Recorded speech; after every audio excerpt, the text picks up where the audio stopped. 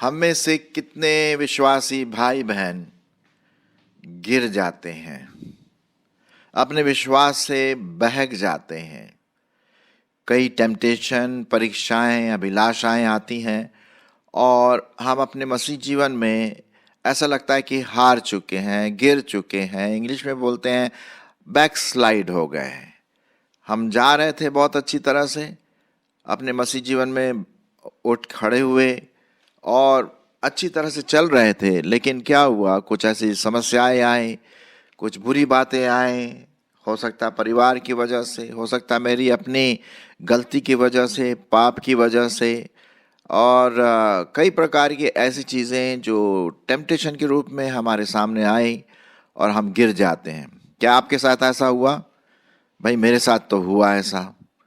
मेरे ख्याल में हर जो विश्वासी है, हर एक के साथ ऐसा होता है, कहीं ना कहीं वो गिर जाता। अब लीजिए ना, उड़ाऊ पुत्र की जो कहानी आप जानते हैं कि किस प्रकार से उड़ाऊ पुत्र ने अपना सब कुछ मांगा अपने पिता से और दूर देश को चला गया। उसने सब संपत्ति अपने उल्टे सीधे कामों में, बुरी बातों में उड़ा दिया। गिर गया था वो, अपनी दृष्टि में, परमेश्वर की दृष्टि में और अपने पिता की दृष्टि में। लेकिन वो अपने आप में आया और कहा, नहीं, मैं अपने बाप के पास जाऊंगा, अपने पापा से बोलूंगा कि मैंने गलत किया। और फिर से उसने फिर से मिलन किया अपने बाप से, घराने से। उसी प्रकार से परमेश्वर भी चाहता है कि हम भी उसके पास वापस आ जाएं। और तो प्रश्न ये उठता है कि क्या गिरा हुआ विश्वासी उठ खड़ा हो सकता है? बिल्कुल जी, उठ खड़ा हो सकता है, इसमें कोई शक की बात नहीं है। परमेश्वर का अनुग्रह हमेशा हमारे साथ रहता है। वो चाहता है कि उसका बेटा या बेटी जो पाप में गिर जाते हैं उठ खड़े हों। ये इस बात का उसको संभावना उसको मिलना चाहिए कि हाँ, मैं फिर से अपने मसीह जीवन में आगे बढ़ सकती हूँ, बढ़ सकता हूँ। तो आइए उसी बात को ध्यान में रखते हुए, क्या एक विश्वासी जो गिर गया है पाप में खड़ा हो सकता है? बिल्कुल हो सकता है, यदि वो अपने आप का पश्चाताप करे और इन बातों को, जिसके बारे में मैं आपके सामने कुछ बातें रखने की कोशिश करूंगा, कि आप परमेश्वर के पास वापस आ सकते हैं उठ करके। जी हाँ, उड़ाऊ पुत्र उठा और अपने पिता के पास चलने लगा। जैसा कि आप इस डायग्राम में देख रहे हैं कि एक विश्वासी परमेश्वर के हाथ में वापस फिर आने की कोशिश कर रहा है। तो कुछ चीज़ों को हमें ध्यान में रखना होगा। पहली चीज़, प्रार्थना। प्रार्थना बहुत इम्पोर्टेंट है और लिखा हुआ है मत्ती और उसका 26 अध्याय, मत्ती उसका 26 अध्याय 40 और 41। प्रभु यीशु मसीह कहते हैं कि जब भी परीक्षा आती है तो आप प्रार्थना करें ताकि आप गिर न जाएं अपने मसीही जीवन में। क्या लिखा हुआ है? मत्ती उसका 26, 40 और 41। फिर चेलों के पास आकर उन्हें सोते पाया और पतरस से कहा, क्या तुम मेरे साथ 1 घंटे भी न जाग सके? जागते रहो और प्रार्थना करते रहो कि तुम परीक्षा में ना पड़ो। आत्मा तो तैयार है परंतु शरीर क्या है? दुर्बल है, कमजोर है, पाप में गिर सकता है, स्लिप हो सकता है, फिसल सकता है। तो इसलिए हमेशा एक तो बात पहली हमें करते रहना है कि प्रार्थना करें, पश्चाताप करें, प्रार्थना करें कि प्रभु, मैं गिर गया था, मैं गिर गई थी, अब मैं वापस तेरे पास आना मांगता हूँ। और प्रार्थना करते रहें कि फिर से उस पाप में ना गिरें। दूसरी बात, पहली बात तो हमने देखा प्रार्थना, पश्चाताप। दूसरी बात हम देखते हैं कि परमेश्वर का वचन हमेशा अपना मनन करते रहें, उस पर मेडिटेट करते रहें। क्या लिखा हुआ है? भजन संहिता 119 और उसका 11 पद मैं आपके लिए पढ़ूंगा। भजन संहिता 119 और उसका 11 पद शायद आप जानते होंगे, लेकिन फिर भी मैं पढ़ देता हूँ। मैंने तेरे वचन को अपने हृदय में रख छोड़ा है कि तेरे विरुद्ध पाप ना करूं। तो जब एक बार वापस आप प्रभु के पास आते हैं तो उसको आप वैसा बना के रखिए, है ना, फिर न गिर जाएं। वापस आ गए हैं पश्चाताप करके, तो प्रार्थना के द्वारा और वचन के द्वारा उसमें बने रहिए। अगर आप बने नहीं रहेंगे तो फिर वापस गिरने की संभावना होती है मसीह जीवन में। तो परमेश्वर के वचन को हमें क्या करना है? अपने दिल, दिमाग, व्यक्तित्व में रखना है। और इसीलिए भजन संहिता 1 में बहुत सारी चीज़ें लिखी हुई है कि वो वचन पर रात दिन ध्यान मनन करता रहता है ना। तो ताकि आप अपने मसीह जीवन में न फिसले, न गिरें, ये बहुत ज़रूरी है कि आप वचन में बने रहें।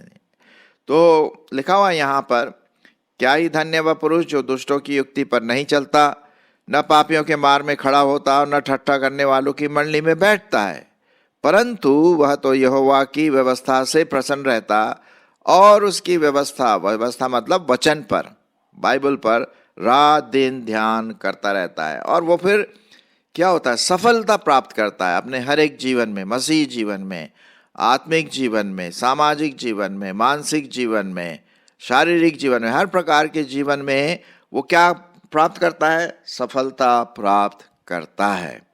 तो पहली बात हमने देखा, कन्फेशन बहुत ज़रूरी है, अपने पापों को मान लें, पश्चाताप करें। दूसरी बात हमने देखा, प्रार्थना करें कि वो फिर से उस टेम्पटेशन में, उस परीक्षा में ना फंसे, आप उठ खड़े हो सकते हैं। तीसरी बात, वचन पर मनन, वचन पर ध्यान, वचन पर आज्ञा मानना, ये आपको क्या करेगा? आपको स्थिर करके रखेगा ताकि आप फिर से ना अपने मसीह जीवन में न गिर जाएं। जी हाँ।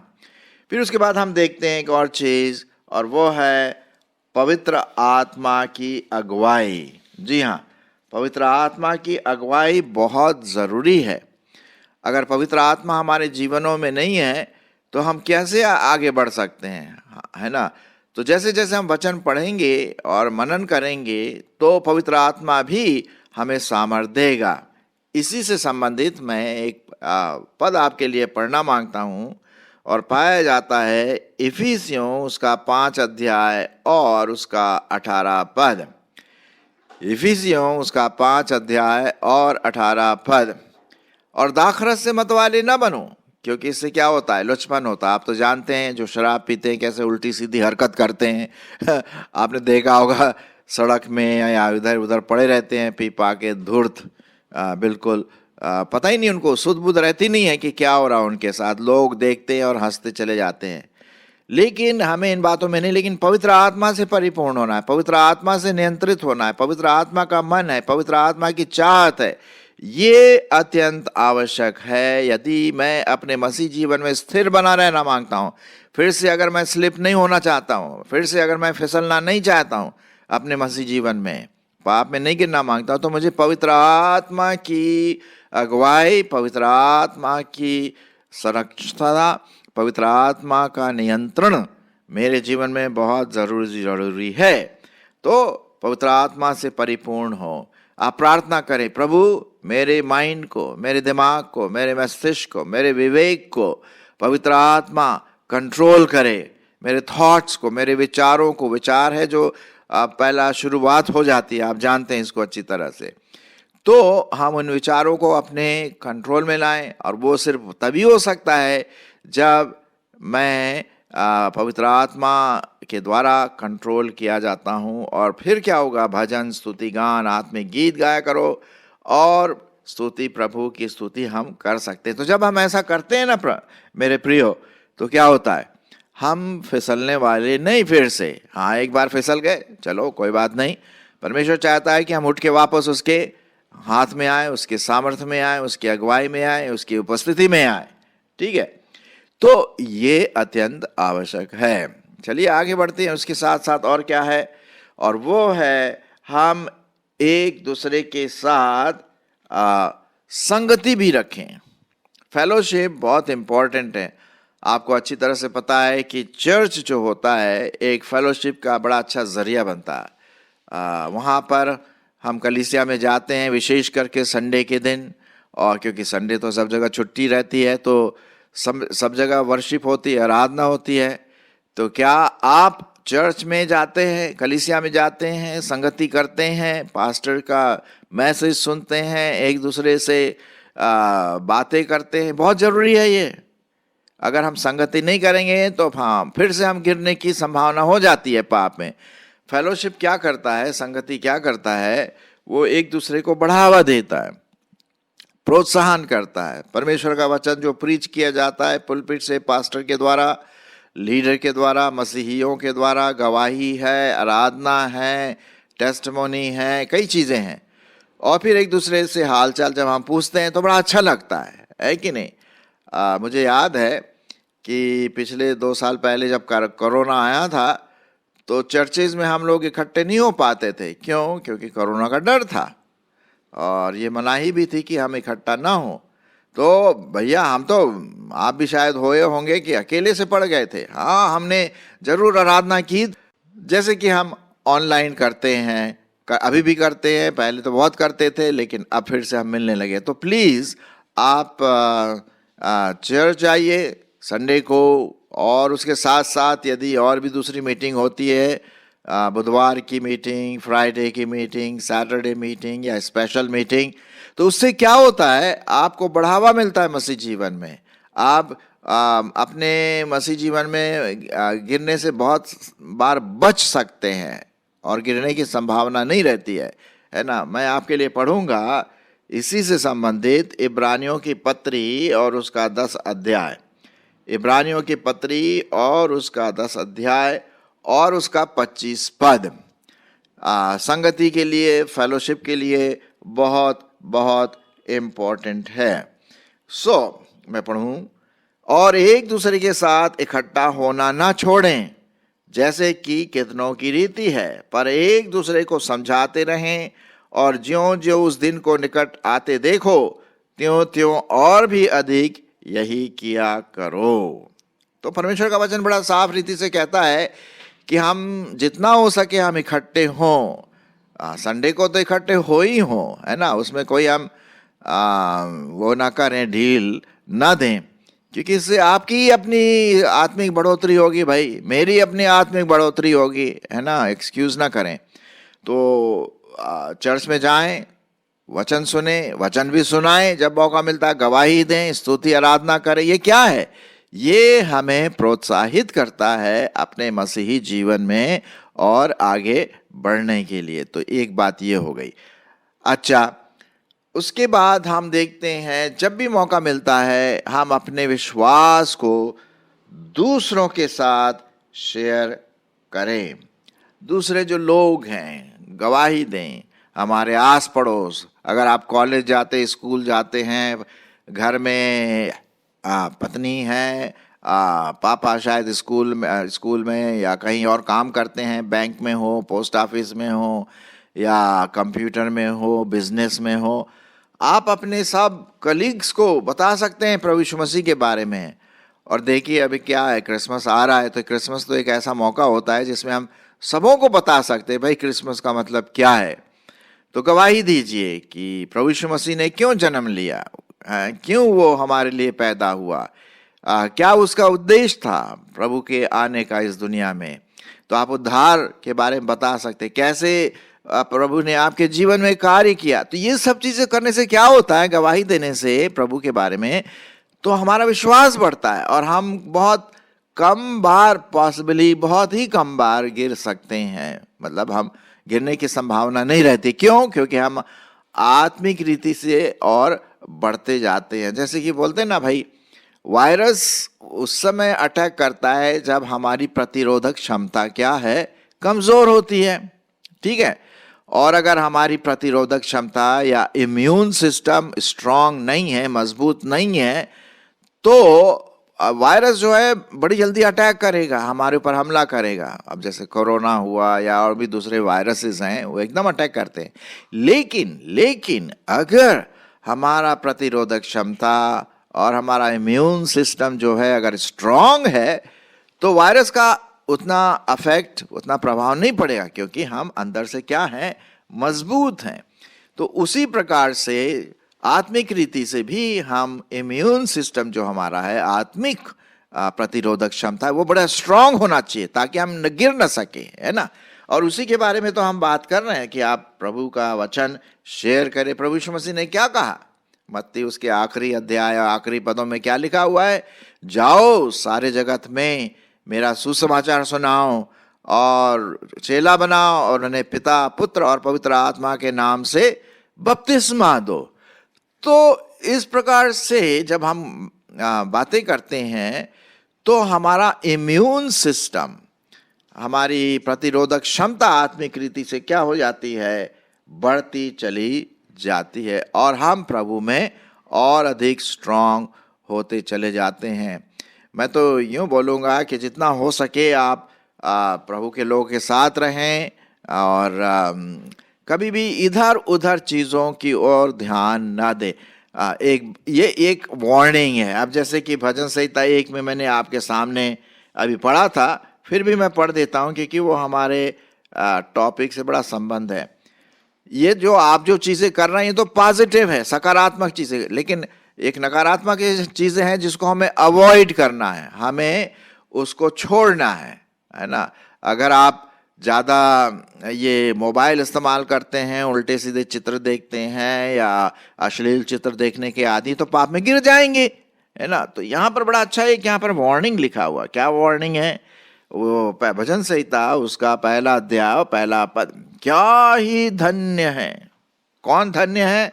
वो पुरुष जो दुष्टों की युक्ति पर नहीं चलता। ये आपको नहीं करना है। दुष्ट लोग क्या करते हैं? बड़ी बड़ी युक्तियां लगाते हैं, है कि नहीं। ये प्लान करते, वो प्लान करते, अरे ऐसा करेंगे, वहां जाएंगे, उसको बुरा भला कहेंगे। तो दुष्टों की युक्ति पर नहीं चलता, न पापियों के मार्ग में खड़ा होता और न ठट्ठा करने वालों की मंडली में बैठता है। अब भाई अगर आप ऐसा करेंगे, दुष्टों की युक्ति पर चलेंगे, पापियों के मार्ग में खड़ा होंगे और ठट्ठा और मजाक, उल्टे सीधे गंदे जोक्स के बीच में आप भी उसमें शामिल होंगे, तो भैया आप तो गिरेंगे ही गिरेंगे, ये तो पक्की बात है। हाँ, वही बात हो गई ना भैया, आ बैल मुझे मार। अरे भाई आप वहां पर हैं तो नेचुरली स्वाभाविक है कि गिरने की संभावना हो जाती है। हाँ, तो ये अवॉइड करिए आप। इसको बिल्कुल, इन चीज़ों से आप दूर रहे। लेकिन जो सकारात्मक चीज़ें मैंने अभी आपके सामने रखी उन पर ज़रूर आप ध्यान दीजिए, तो आप वापस परमेश्वर के पास वापस आ सकते हैं। यदि आप गिर गए हैं या गिरने वाले हैं, होशियार रहिए, आपको पता पड़ेगा। कभी कभी क्या होता है कि एक लक्षण दिखने लगते हैं ना, कि भाई अब थोड़ा मेरा मसीह प्रेम क्या हो रहा है, ठंडा हो रहा है। मालूम कैसे पता पड़ता? मेरे को चर्च जाने की इच्छा नहीं होती, वचन कोई अगर सुनाता है तो उतना ध्यान वहाँ पर नहीं जाता है। पहले तो बहुत प्रभु में उन्माद में भरा था, अब थोड़ा धीरे धीरे ठंडा होता जा रहा है। कहीं ऐसा तो नहीं, ये लक्षण तो नहीं आ रहे हैं? और फिर उसके बाद मोबाइल या नेट में ज़्यादा टाइम स्पेंड कर रहे हैं और उल्टी सीधे पिक्चर्स, ब्लू मूवीज, अश्लील चित्र और कई उल्टे सीधे काम शुरू कर दिए। तो ये कुछ लक्षण हैं जिससे ये पता पड़ेगा कि भाई आप नीचे गिर रहे हैं या गिर चुके हैं।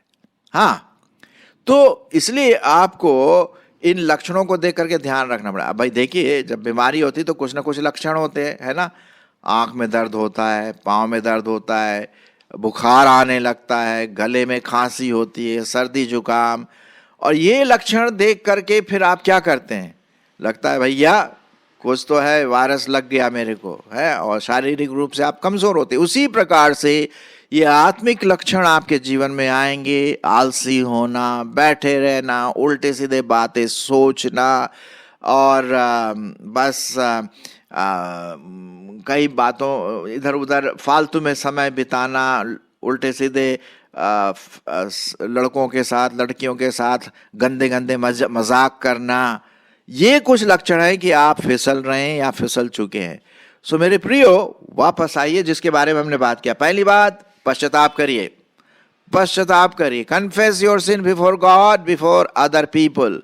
अपने मम्मी डैडी या पास्टर के सामने कन्फेस करिए, पश्चाताप करिए। जैसे उड़ाव पुत्र ने कहा अपने पापा से, अपने बाप से कहा, मुझे क्षमा कर मेरे पिता। दूसरी बात, प्रार्थना करते रहिए, कि आप जब भी परीक्षा में ऐसा लग रहा है कि अरे अब मैं परीक्षा में गिरने वाला हूँ, गिरने वाली हूँ, एकदम से उस समय प्रार्थना करें, प्रभु मुझे बचा। तीसरी बात हमने देखा, परमेश्वर का वचन अध्ययन, मनन, ओबीडियंस, याद करिए परमेश्वर का वचन, तो आपके दिमाग, मस्तिष्क, विवेक को साफ रखेगा। और साथ ही साथ पवित्र आत्मा की भरपूरी, पवित्र आत्मा का कंट्रोल, पवित्र आत्मा का नियंत्रण आपके जीवन में अत्यंत आवश्यक है। फिर संगति ना भूले आप, संगति, मसीह संगति बहुत इंपॉर्टेंट है। चर्च में, फेलोशिप में,